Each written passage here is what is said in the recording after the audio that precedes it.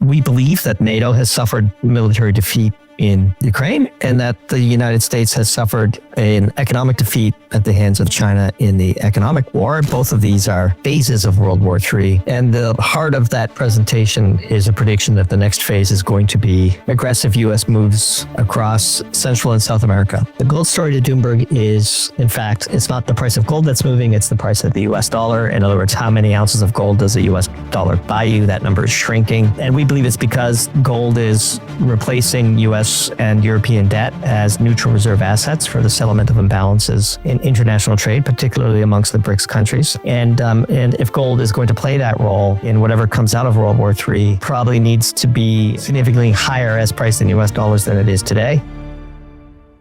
Welcome back to the Gold Exchange Podcast. My name is Ben Nadelstein of Monetary Metals. I am joined by everyone's favorite green chicken, Doomberg, head writer of the Doomberg Substack, which is wildly popular on Substack, one of the top finance Substacks in the world. If you're not reading it, I'm really not sure what you're doing, but Doomberg joins us today to talk all things oil, geopolitics, and more. Doomberg, welcome back to the show. Hey, great to be back with you, Ben. Looking forward to it. All right, let's start with a 50,000-foot overview. A lot of our viewers are obviously interested in gold, geopolitics, finance. Where are we today? Are we now in a multipolar world where U.S. hegemony is over? Is the U.S. actually becoming even more dominant? Where do we stand at a 50,000-foot overview? At a 50,000-foot overview, and it's interesting that you asked that question because we're literally just putting the finishing touches on November's Doom Zoom for our Pro Tier, and it's titled World War III, How We Got Here and Where We're Going. We believe that NATO has suffered military defeat in Ukraine and that the United States has suffered an economic defeat at the hands of China in the economic war. Both of these are phases of World War III. And the heart of that presentation is a prediction that the next phase is going to be aggressive U.S. moves across Central and South America. And everywhere we look, as we demonstrate in this presentation, we see signs of the hand of the U.S. Agitating for either regime change, outright conflict, and then also on the flip side, support for regimes that are aligned to the United States. And we believe that this is the next front of World War III. And what will result from that is a classic sphere of influence world, where Russia and China and India have a broad swath of the planet representing the global South, and then what's left of the rump of Western Europe, Canada, Mexico, and Central and South America form the U.S. sphere of influence. The big questions after this next phase of World War III are what happens to Africa and in which direction does the Middle East go. I know that's a lot for one answer, but that's sort of the heart of the presentation I was literally just finishing before I popped on with you. And a question here on the Middle Eastern play. Obviously, a lot of the Middle Eastern countries are kind of seen as neutral ground. They're somewhat allied with the U.S. in the West. They're somewhat allied with China in the East. They're kind of friendly with everyone, right? They're just happy to make money, maybe happy to be the settlement for trade. Why do you think we have not seen a place like Dubai, for example, be the area where countries like Russia and India trade their net balances out in gold? It seems like maybe a perfect spot to do that. Where do you see the Middle East currently, and where do you see it potentially going if this World War III scenario that you're describing does happen to play out? I think you've characterized it correctly.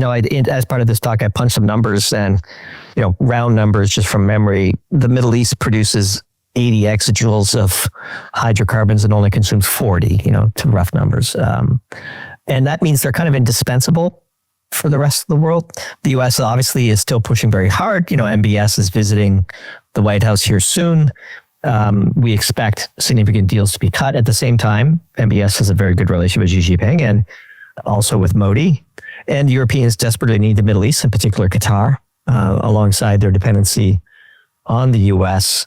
And because of our somewhat controversial, but we believe totally correct view of how the 12-day war between Iran and Israel came to an end, I think physics would say that we're in for a period of relative neutrality and peace in the Middle East. Let's hope. Because it's in nobody's interest. It's not in China's interest. It's not in the US's interest right now. It's not in the Europeans' interest. It's not in the Israelis' interest. or a wider confrontation to break out in the Middle East. We could be wrong. Physics is a great, producer of edge, but it's not always 100%. In the long term, it's 100%. But sometimes countries don't act in their best interests, and you get chaotic situations. But we see the focus of U.S. hegemony shifting to the Western Hemisphere, also the Arctic as well, which could have discussed. This requires culminating trade deals with Mexico and Canada. We note with interest that all the hallmarks of a classic color revolution seem to be underway in Mexico, and Mexico has not yet signed a trade deal with the U.S., perhaps waiting for the Supreme Court decision. And so lots of moving parts, lots of complicated analyses, lots of potential for chaos. But if you pushed us, we would say the Middle East threads the needle. It's in everybody's interest that they do, and all the action is in the Western Hemisphere. I want to ask you about some things that maybe to someone like me or our audience seem completely irrational. For example, Trump saying he wants to take over Canada and make it the 51st state. He's saying he has an interest in just buying Greenland outright. Are these just crazy machinations of someone who's basically starting to lose it? Or are these actually somewhat of 4D chess, with there actually being some political motivations or geopolitical motivations behind the scenes? We like to say that Trump is everything all his supporters and his critics say he is. He's an enigma. Saw a great tweet on Twitter. I wish I could attribute it because I've quoted it several times, which is in 300 years, Trump will be a mythical figure that nobody believed actually existed, because he is that far out of the norm for good and for bad. Greenland is a totally serious objective, one that he has held for a better part of a decade, that I think is utterly in the U.S. strategic interest and is way more likely to happen in some form or another than many analysts would give credence to. We believe Canada and the 51st state talk was all about maneuvering behind the scenes to get Mark Carney in, but we've written several pieces on this. One of our better predictions back in December, where we called that Carney would not only replace Trudeau, but would stand a very good chance of winning the election back before you could even bet on him on Polymarket. And Pierre Poilievre was trading at 93% likely to win the next election. And so I think, the whole objective was to unstick Alberta's energy. I think Carney's running into greater political challenges on his left than perhaps the architects of this entire affair would have anticipated, but we'll see major votes coming, I think, in Canada this week. I saw some news around tightness around the budget and perhaps another election. And so I don't think Trump actually thinks that Canada should be the 51st state, but he does think Alberta's energy should be unstuck. And when Trump thinks about American energy dominance, I think he thinks about North American energy dominance. And when he talks about the war against the cartels in Mexico and Colombia and all these other places, that's just a cloak for resources that could be developed by Western supermajors that are currently being interfered with by the cartels. I mean, the Mexican oil and gas situation is replete with corruption and cartel influence, literally just tapping pipelines and stealing oil and gas, gasoline. And so obviously the potential war in Venezuela is all about oil, and the bailout of Malay is all about oil. And, and so when we go up and down the Western Hemisphere, that there's, plenty to do on the home front. And so there's nothing about the Donbass, for example, that is in America's core strategic interest, but Venezuela certainly is. And when you talk about these different areas that produce oil, whether it's Venezuela or places in Mexico, is that how we should be analyzing these different geopolitical events, through the idea of, hey, there's some strategic energy play happening here? And if so, why doesn't the U.S. do something domestically to help with their energy market, rather than trying to entangle themselves with a war in Venezuela or trying to figure out the cartels in Mexico? Why doesn't the U.S. focus on its domestic energy supply rather than having to entangle itself with foreign or Central American or Central or South American oil supplies there? Sure. So at a high level, one of the great issues of our time is how few geopolitical and economics analysts start with energy, because it explains so much of the variance of what we see in a far superior way to almost any other variable. I think it explains Doomberg's success, because we obviously start with energy. We have an energy hammer, and everything looks like a nail to us. But the answer to your specific question is, why not both? I mean, the history is that the U.S. does both. And it would be naive to think that the accelerating development of Vaca Muerta in Argentina is unrelated to the bailout of Malay. and that the election results where Malay did shockingly good is unrelated to a newfound ability to count votes by American leaders. We'll see in Chile, another sort of Trump-like character looks set to win the runoff election in Chile. Cuba is on our radar. There's significant oil and gas deposits in northern Cuba, offshore. It would make sense. Why wouldn't there be? There's so much oil and gas in the Gulf of America, in and around it, that would be no surprise. When you look at the Western Hemisphere as a U.S. sphere of influence, two countries stand out. BRICS, Brazil, the leading country of BRICS, that seems an unsustainable situation. And Cuba, a communist outlet, a couple hundred miles from Florida. And those things, once an armada of the U.S. Navy arise, seem like metastable situations that might resolve in a different way.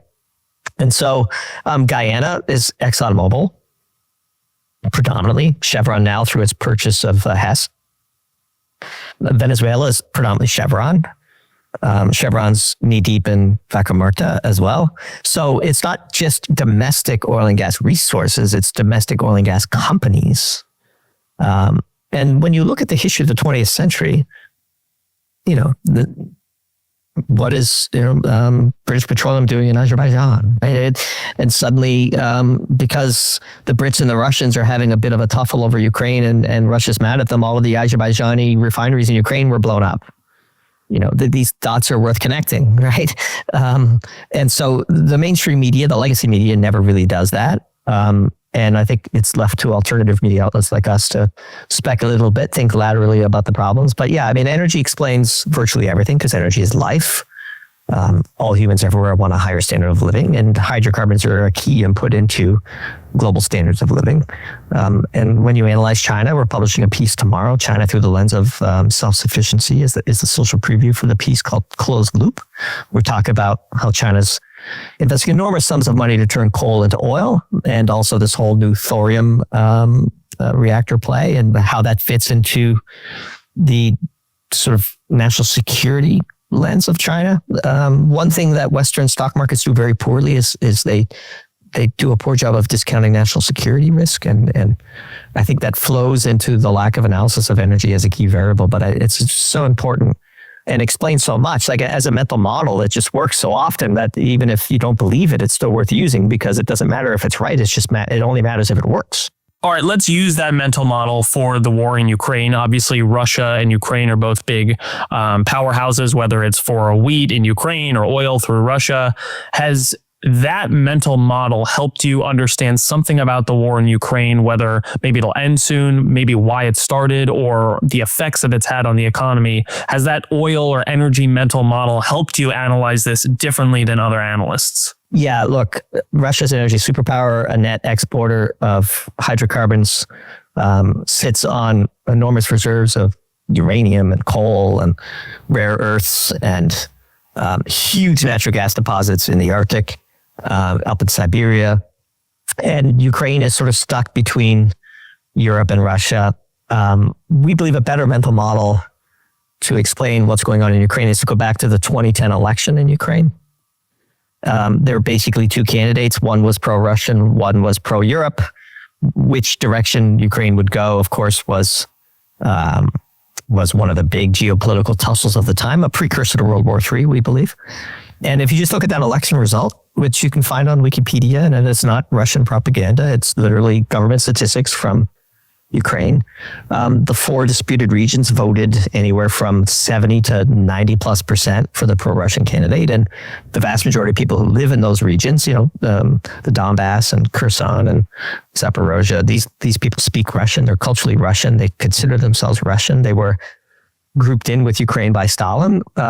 What you're basically seeing is a civil war in Ukraine that the West has decided to get involved with. And once the Ukrainian counteroffensive of 2023 was defeated by Russia, once that counteroffensive failed, it was very clear that this had converted to a grinding war of attrition, and Russia was always going to win that war. It produces vastly more energy. Trying to target Russian refineries, for example, only hurts the global consumer. Russia produces way more than it needs domestically, and it'll just stop exports before it'll certainly before it'll starve its military. Russia is vastly underestimated in the West. I'm shocked by this sort of Western techno arrogance. It is not a gas station masquerading as a country. It is an incredibly sophisticated culture, which has a strong manufacturing base, excellent energy resources, and a long history of marching from west to east when people invade or when conflict breaks out in this case. And so that war is over. The Ukraine has not yet been defeated, but there's only one direction of travel, and things are starting to break down in Kiev. I'm not sure how closely you follow the war, but some strange things happening in Kiev right now, consistent with sort of the last throes. Wars are very hard to lose. It's one of the reasons why you shouldn't get into them. And we're going to see some pretty stressful few weeks and months in Ukraine. In a way, it is an energy war because Russia has an enormous amount of energy and it could just use it to make bombs and tanks and missiles and explosives. And Ukraine is being fed by an energy-starved Europe, which is being fed by an energy-rich U.S., but the energy-rich U.S. is far, far, far away, and its supply chains depend on China, whereas Russia and China are friends, and Russia's right there. And so not only is it a bigger country with a higher 5 times the population or whatever the number is, it's also just an energy superpower, and it has China backstopping it.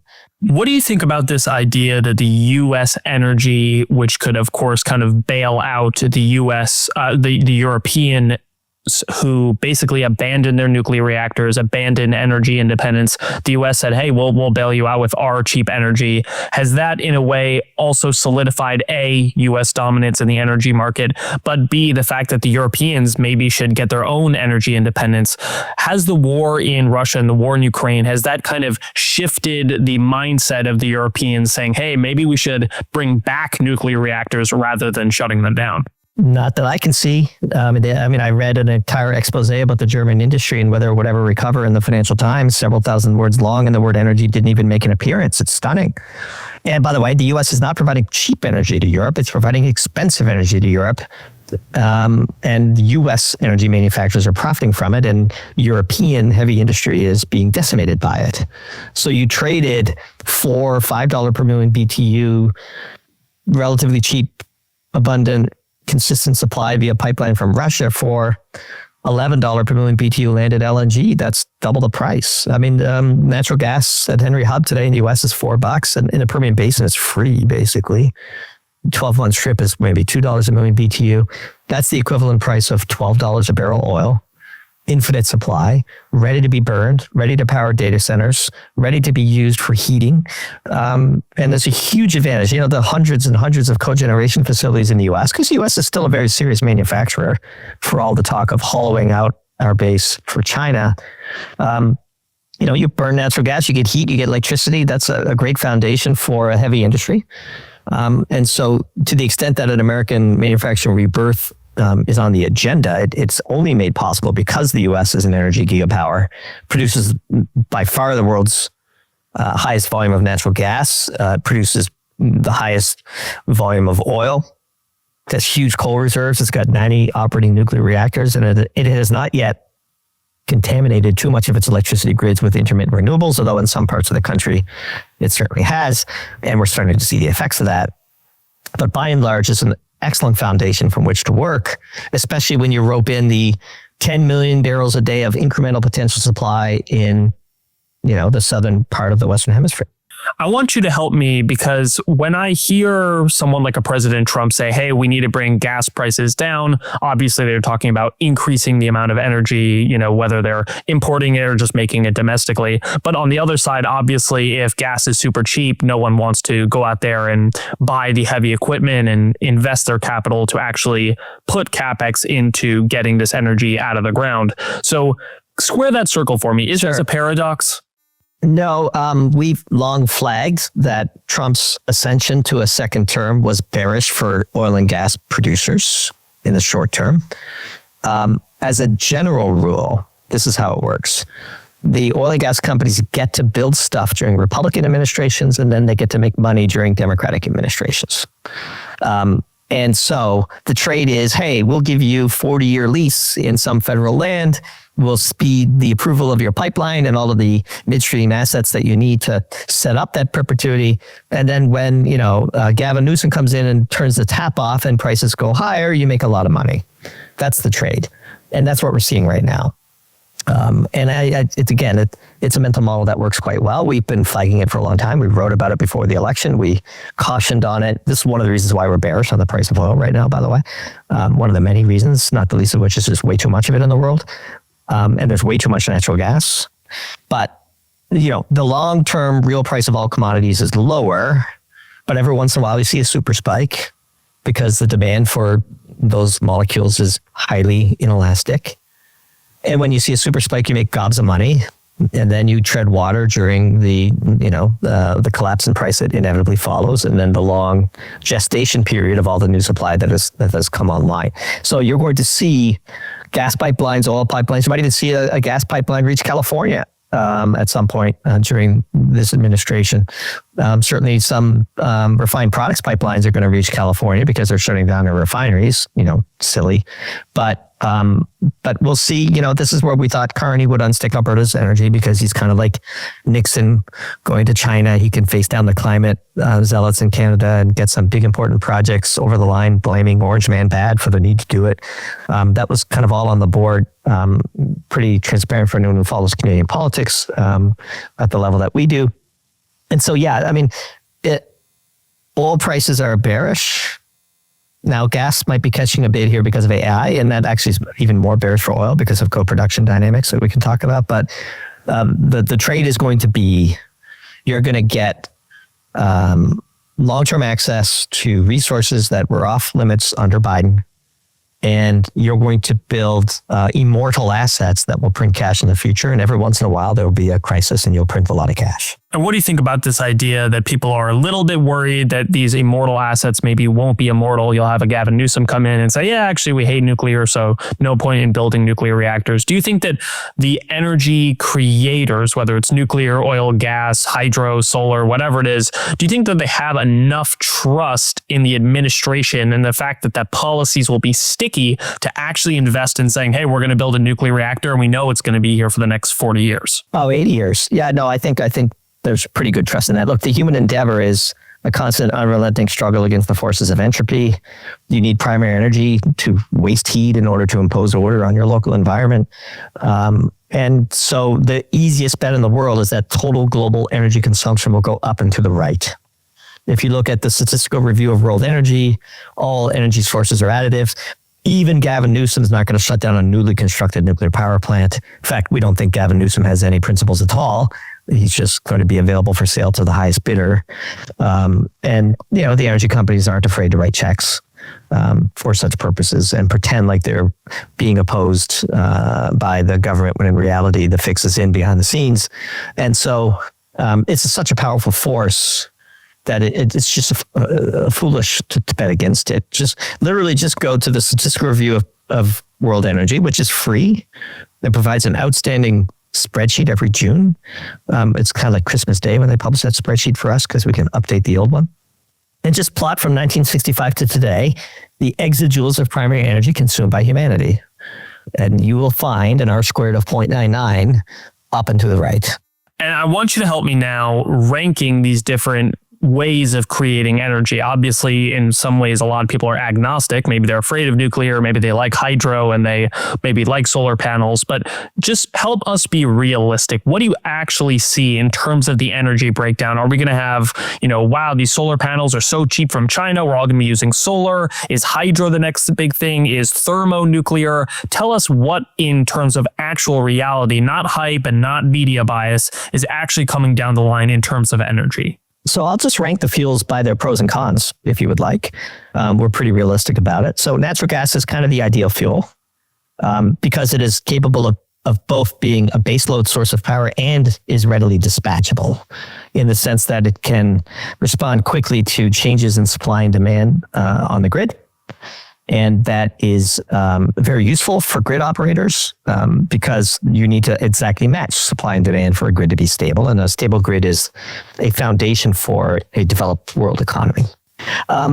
Second to natural gas, I guess, would be nuclear. Nuclear is base load, but not very good at dispatchable, but it has the advantage of it runs at like 90+% capacity factor, and they are immortal. A well-maintained nuclear power plant can basically run forever. The fuel is cheap, the technology is safe, steady, predictable baseload power, supplemented by dispatchable natural gas as kind of the ideal grid. When you talk about natural gas, by the way, one point I should have said before I switched to nuclear is it's so clean burning that you could use it for cooking in your kitchen and you don't have to worry that much about ventilation, which brings us to coal. You wouldn't take your barbecue from the outside to your kitchen to grill some chicken and meat. You can think of the coals in your barbecue as very similar to, the coal that is burned in a power plant. Coal is baseload, but not very good at dispatchable. So it's in the same category as nuclear, but it has a huge advantage in that it burns very dirty. Soot, metals, all the impurities that come from, that are mixed in with coal when it's mined and not, taken out during the relatively modest purification processes that occur when coal is mined and refined and sent to power plants. And so it's not cheap if you have all of the existing and quite capable pollution control technologies appended to your plant. It becomes expensive.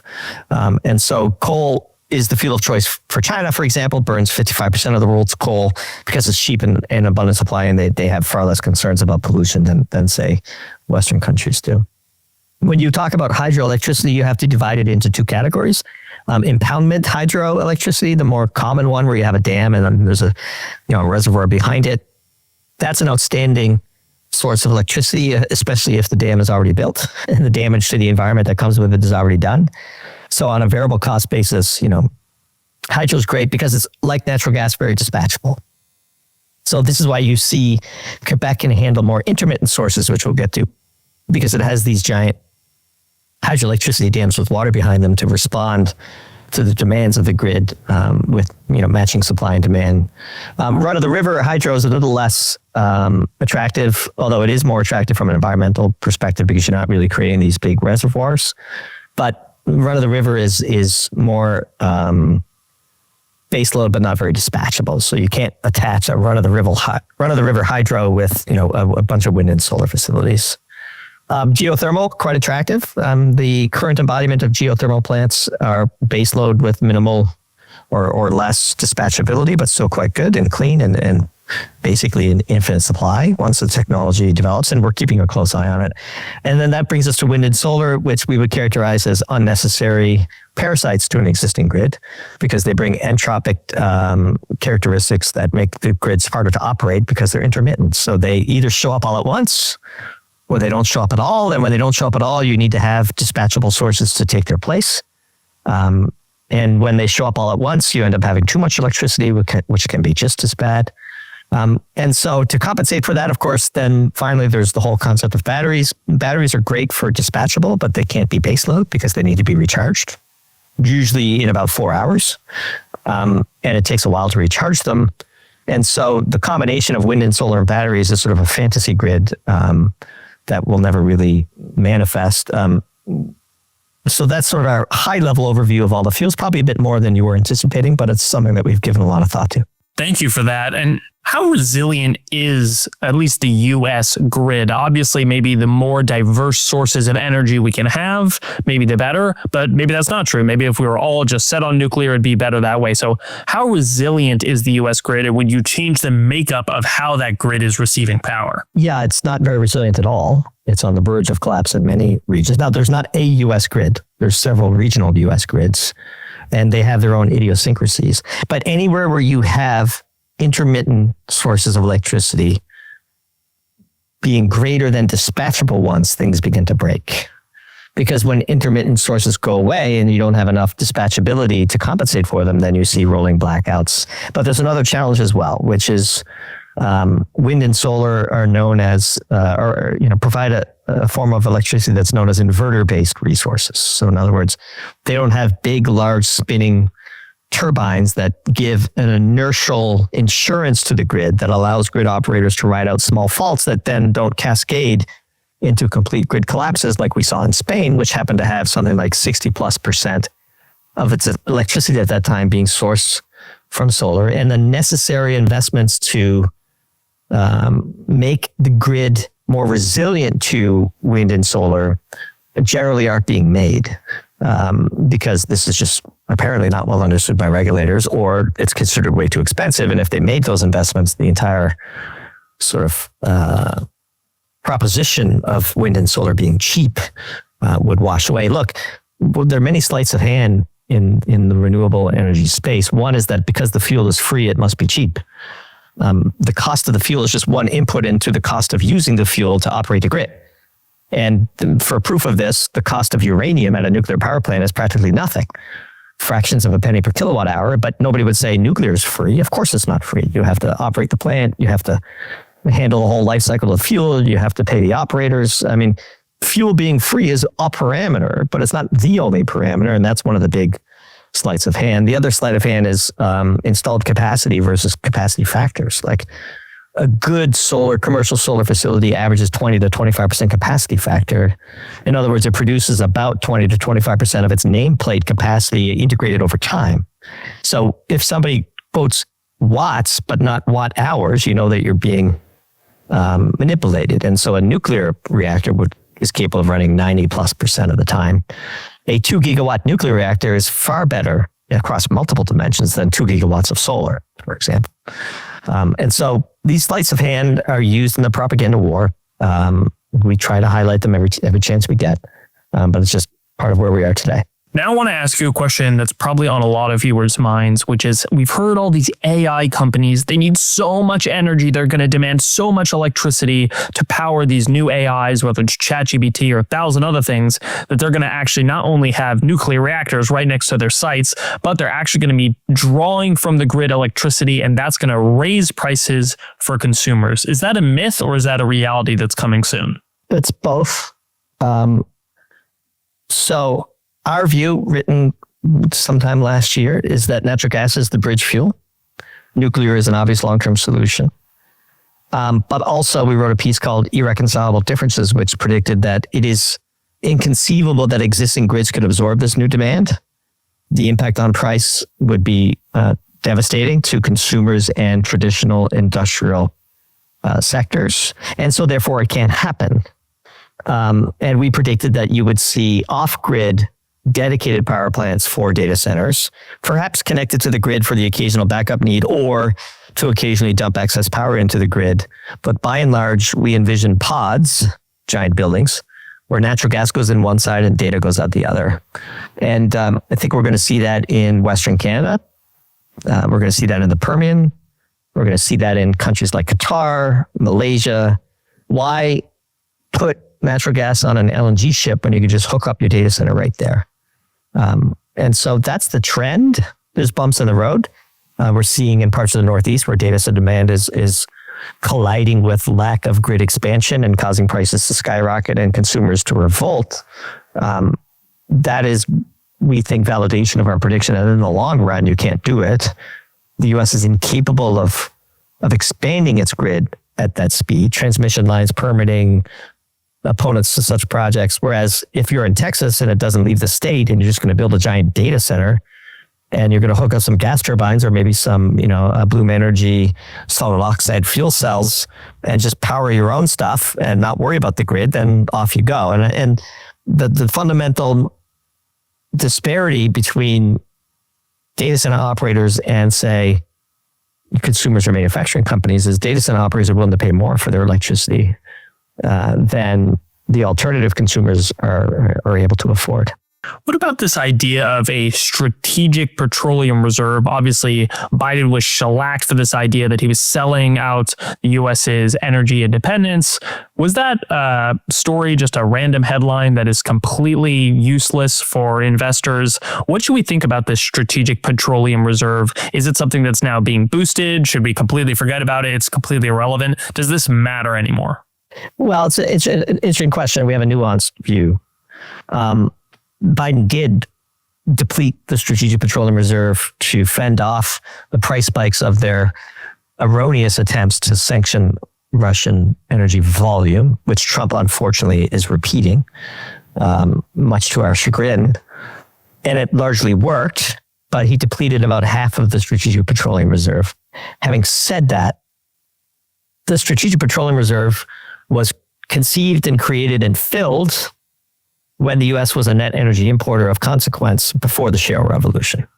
And the shale revolution has reduced the need for such a Strategic Petroleum Reserve. Just to, give you an example, the U.S. has in storage today in private hands some 300 to 400 million barrels of natural gas liquids, which is, if you squint, roughly the same size as what's in the crude oil strategic reserve today. The U.S. is swimming in hydrocarbons. It is a major producer, is a net exporter of hydrocarbons, a significant net exporter of hydrocarbons. It's the largest gas producer in the world, the largest NGL producer in the world, the largest crude oil producer in the world, has huge coal reserves, like I mentioned earlier. And so the need for a Strategic Petroleum Reserve has diminished because the U.S. could just stop exporting in a true emergency, which it would. So if natural gas prices got away in the U.S., because, say, AI demand was skyrocketing, the first thing Trump would do is stop LNG exports. So, sorry, Europe, I know you bet the house on Qatar and U.S. being there because you cut yourself off from Russian pipeline natural gas. But when consumers are facing $8, $9, $10 per million BTU natural gas prices in the U.S., you can bet your bottom dollar that LNG exports are going to be turned off. Is this some sort of kind of energy version of Triffin's dilemma, which is that, when we have all the energy independence and everyone else relies on us because, hey, it's just more efficient economically to have someone else do the oil rather than us make our own, nuclear facilities, or maybe even politically, no one wants a nuclear reactor in our country, but, we'll get energy from somewhere else. Does this become a Triffin's dilemma where people are just saying, hey, listen, when it's important for the U.S. to be energy independent and gas prices are too high, sorry, rest of the world, the energy's ours. It's our energy. It's your problem. Do you think that this energy Triffin's dilemma is a useful heuristic? I think it's yes, but not quite. I would view it more as you have countries that have leaders who understand energy and countries that don't. And we've come down to, it's literally nothing more than a competency crisis, especially in Europe. Ursula von der Leyen does not understand physics. Robert Habeck, of the former economics minister of Germany, is not very bright. Keir Starmer doesn't understand the physics of energy. Ed Miliband is an energy. I'll be polite. Ed Miliband also doesn't understand energy, whereas I think Trump intuitively does. Putin certainly does. I believe he used to trade commodities before he entered the KGB. Xi Jinping certainly understands energy. Modi certainly understands energy. MBS understands energy. And so you have to categorize these countries into get it and don't get it. Look, I can give you some numbers. The Statistical Review of World Energy separates out the European Union, which is a nice feature that I started doing last year. So you can just aggregate the 27 member states of the European Union. The European Union consumes 38 exajoules of hydrocarbons and it only produces 5. The U.S. produces something like 20 more exajoules of hydrocarbon energy than it consumes domestically. Which would you rather be?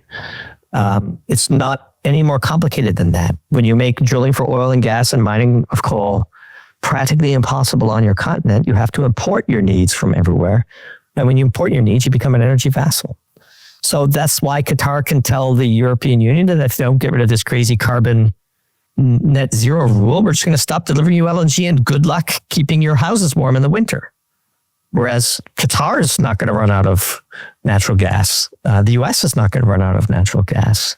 It has the power to turn off the taps, and Europe simply doesn't. And that's not a consequence of any kind of sort of philosophical dilemma. It is a consequence of energy ignorance. I would argue that if I got to debate Ursula von der Leyen on the subject, it would not be a good day for her politically. I would never get that chance, of course. But if you take Secretary Chris Wright, the Energy Secretary of the United States, I was actually on a podcast with him. He's very well schooled in the fundamental physics of energy. He was a serial, unicorn maker in the energy market. And he, ran a natural gas a shale gas services company and made billions of dollars for his investors. He knows what he's talking about. He knows what he's doing. And so you put Chris Wright in the same room with, Kaya Kallas. I mean, it wouldn't be a fair fight. And I honestly think it comes down to that. There's not some greater conspiracy behind the scenes. It's just literally a competency crisis. You have Brussels, which is a giant, bloated, bureaucratic machine. And bureaucracies only know how to grow. They don't know how to actually govern. And Brussels has gotten out of control. If you were there in the EU, maybe you get to Brussels, they say, hey, what's this little chicken doing here? And you get the mic for 5 minutes. What's something you would want to tell the EU? Is there a certain policy prescription you could give them? Is it just get better people? What is something that they're missing that you could inform them in your 5-minute speech to say, hey, let's turn things around for the EU? Yeah, very simple. Take the L in Ukraine. Restart the energy relationship with Russia if they'll allow you. Make fracking legal. Turn on as many nuclear power plants that can still be salvaged in Germany, for example, when the ones they haven't blown up yet. Begin a full-fledged resuscitation of the North Sea oil and gas development in partnership with Norway and the United Kingdom, who are not members of the European Union, it should be said. Work with the Netherlands to reopen its giant gas field. Welcome external investment in this regard. None of these things are going to happen, of course, which is why we don't think the European Union survives the end of the Ukraine war, at least not in its current state. I think you're going to see countries begin to break away from it. Ukraine, the Ukraine situation is going to drive wedges between Ukraine and Poland, Ukraine and Romania, Ukraine and Hungary. By the way, those three countries have eyes on parts of Western Ukraine for historical reasons. And so what you see in the headlines is not necessarily what's going on behind the scenes. And so if gas from Russia is turned away and you're not going to produce your own gas and you're going to rely on Qatar and the US, then you are their vassals. It's just that simple. And you can't have heavy industries. So forget about making steel, forget about making cars, forget about making cement and concrete and asphalt and all the things that you need for a modern society. The European Union is going to have none of those things. And you're seeing a populist revolt across Europe and you're seeing Brussels try to suppress it. And we think we're going to see a blow off, like a pressure valve blow off in sort of the political riots. And if that doesn't work, then you will see physical riots. Doomberg, it's been a fascinating interview. I want to go into a lightning round. You can either give me a rapid response with just one word, or you can take the full time to answer each question. But let's start with some crazy ones. What do you think the chances of North Korea and South Korea reuniting are? High, and we wrote a piece on this subject.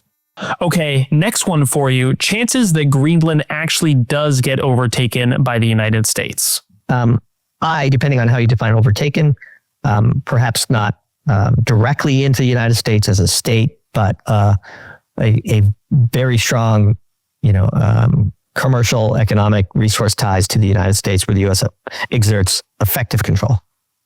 All right, next one. What are most investors missing about the strategic importance of the Arctic? A huge supply of the critical energy and commodity resources that the world needs, buried and protected from development because of the temperature profile up there. And if the planet is warming, that opens up huge potential.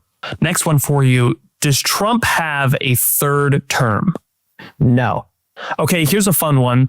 Do you think that there's going to be a BRICS deunification? Do you think one of the countries of BRICS will, publicly leave? And if so, which country? I don't think a consequential country will publicly leave. The one on the board that's risky is Brazil because it is an island in the Western Hemisphere, like we talked about earlier. What's the most underrated energy trend that you think is shaping the energy markets? Engine switching to accommodate cheap natural gas and displace the production of heat that had typically been done by diesel and gasoline and potentially even jet fuel. What do you think about the electric vehicle market? Was this just a cool fad and now that Elon has become kind of a political and polarizing figure is over? Or do you think electric cars are here to stay? Critically important for China, and then China fooled the rest of the world into thinking it could be critically important for them, especially North America. Next one, what do you think is the most overrated narrative about U.S. energy independence that investors are getting wrong? Oof, that's a good one.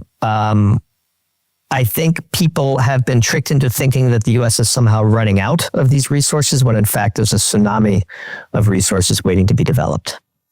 All right, if you could redesign one policy in the U.S. system, what would it be? Radically increase the permitting speed of oil, gas, and refined products pipelines across the states. Next one, which country do you think is making the biggest mistake when it comes to energy policy? Easy, Germany. Okay, next one for you.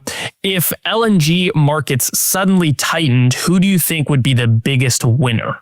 Qatar, and then the U.S. Which commodity prices do you use as the best real-time signal of geopolitical stress?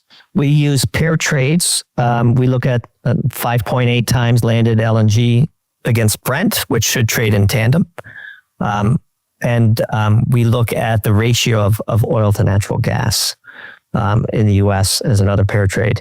But the one on the board that has been the leading indicator of crisis is when the price of landed LNG and Brent crude deviate from each other on an energy content basis. I multiply by 5.8 because there's 5.8 million BTUs in a barrel of Brent. What's the best argument against massive or prolific nuclear expansion? There isn't one. All right, great. Okay, next one. What's an energy idea that you've been thinking a lot about but haven't actually had the time to put pen to paper? There aren't many because we research, write, publish, promote, and defend a piece every 4.5 days. All right, who is the most influential thinker in the energy policy space, minus Doomberg, that maybe most of our investors have not heard about? So I actually think Chris Wright is a great thinker, Secretary of Energy, but that's probably not the type of answer that you were thinking about. Roger Pielke is a very good one. Robert Bryce is a very good one, but I'm sure that if people read Doomberg, they might also read those. I think the big energy substacks get more things right about energy than the traditional legacy media outlets. All right, next one for you. Are U.S. policymakers underestimating the power of China, whether it's on the energy front or on other fronts as well? Absolutely, across all dimensions. Okay, next rapid fire for you. Do you think that Europe can remain a meaningful or a strategic actor on the world stage if they don't first figure out their energy issues? No. All right, last one in the rapid fire section for you. What about Russia? Do you think that Russia is going to actually see its role in the global stage vastly diminished because of this war in Ukraine? Or do you think that people will now say, listen, Russia is a major powerhouse, whether we like them or not, we're going to have to deal with Russia on the world stage? Quite the reverse. It is going to be embellished by its perceived victory over the colonialist West, the Atlanticist empire of driven by the United States and Great Britain. I think that it'll be a shattering defeat to NATO. And, history is written by the winners. All right. As we leave the rapid fire section, let's talk about gold as we come to the end of the interview. Obviously, gold prices, whether it's in euro, dollar, yen, have been going through the roof. We've seen all-time highs in gold. Gold's been kind of consolidating around this $4,000 per ounce mark. Where do you see the gold market right now? Is it basically just a play on, hey, people are afraid of what's going to happen in the EU, the US dollar, maybe the Chinese yuan? What is the gold story to Doomberg right now? The gold story to Doomberg is, in fact, it's not the price of gold that's moving, it's the price of the US dollar. In other words, how many ounces of gold does the US dollar buy you? That number is shrinking. And we believe it's because gold is replacing US and European debt as neutral reserve assets for the settlement of imbalances in international trade, particularly amongst the BRICS countries. And if gold is going to play that role in whatever comes out of World War III, probably needs to be significantly higher as priced in US dollars than it is today. The US has an interest in gold being in debasing the dollar against gold, because then you can, remark the US gold holdings, assuming they're real and they exist. And that allows, US Treasury Secretary Scott Bessent some wiggle room on refinancing this wave of short-term paper that he and Janet Yellen have boxed the U.S. Fiscal situation into. And so we own a fair bit of gold as a savings vehicle, as a hedge against debasement, but it's hard to see a future where there isn't significant U.S. debasement ongoing. And so we're going to hold on to it. And last, on the monetary metals front, let's talk about silver, which is, of course, the other monetary metal, not just gold. Where do you see silver? Obviously, the gold to silver ratio has been out of whack for those who follow it. Silver has recently kind of outperformed gold. Do you see silver as a different play, less monetary, maybe more industrial compared to gold? Where do you see silver? Yes, that's right. I was going to say, we don't really consider silver a monetary metal. It is an industrial metal with a monetary echo. Central banks aren't storing silver in great quantities. It's driven by supply and demand in industry. Its supply is relatively inelastic in the sense that it's often co-produced in mines. Its demand is pretty fluctuating. And, we saw some shenanigans in the market that I don't quite understand. And I go read, Market Vibes or JJ's daily articles on it, because he's been pretty long and strong silver from the early 30s. Had a pretty good run, I'm guessing, but it's not something we follow very closely. It's just not within our domain of expertise. And so I don't like to pontificate too much about it. And last bit on gold here. What's an indicator, a piece of analysis, maybe it's the energy market compared to gold, that investors who are interested in gold should be looking at more closely? I think the gold to oil ratio is pretty instructive and signifies substantial change in both the energy markets and the international, global trading markets in general. And I think that's because we're seeing, behind the scene deals that basically price oil and gold. And that leads to this sort of positive up loop that we've seen. Gold's been on an incredible run, as you know. And we think that signifies significant change in global trade. And the most important commodity that trades globally is oil. And so that we would look at the number of barrels an ounce of gold buys and plot it over 50 years. And you tell us what's interesting about that chart.